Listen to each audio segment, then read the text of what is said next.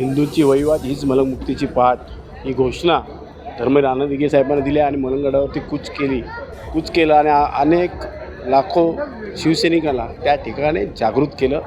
आणि त्या ठिकाणी लढा देत असताना धर्मवीर आनंद साहेबांनी वरती अनेक वेळा लाठीचार्ज झालेला आहे. अक्षरशः रक्तबंबाळ झालेले शिवसैनिकसुद्धा. हा लढा तसाचा तसा अबाधित ठेवण्याचं काम माननीय एकनाथजी शिंदेसाहेब, खासदार श्रीकांतजी शिंदेसाहेबांनी केलेलं आहे.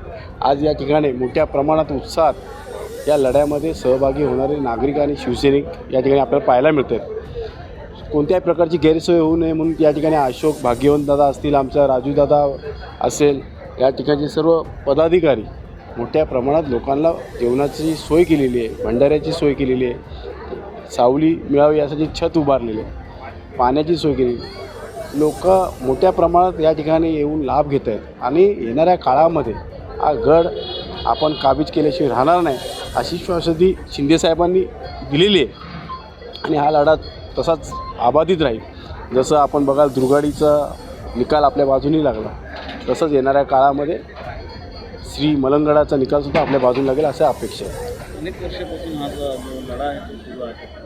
अनेक मुख्यमंत्री असताना एकनाथ शिंदे साहेबांनी देखील आश्वासन दिलं होतं की तुमच्या मनातली जी इच्छा आहे ती पूर्ण होते.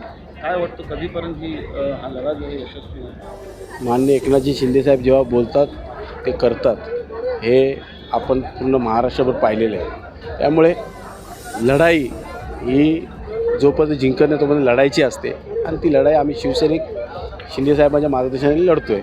येणाऱ्या काळामध्ये आपण या ठिकाणी हा कोर्टामध्ये खटला चालू असल्याने त्या ठिकाणी अनेक मोठ्या प्रमाणात पुरावे आपण देशमुख काका असतील, आमचे हिंदू जागृत अनेक संस्था असतील यांच्या माध्यमातून आपण त्या ठिकाणी पुरावे दिलेले आहेत आणि येणाऱ्या काळामध्ये आपण त्या ठिकाणी आपल्या बाजूने निकाल लागेल अशी अपेक्षा आहे.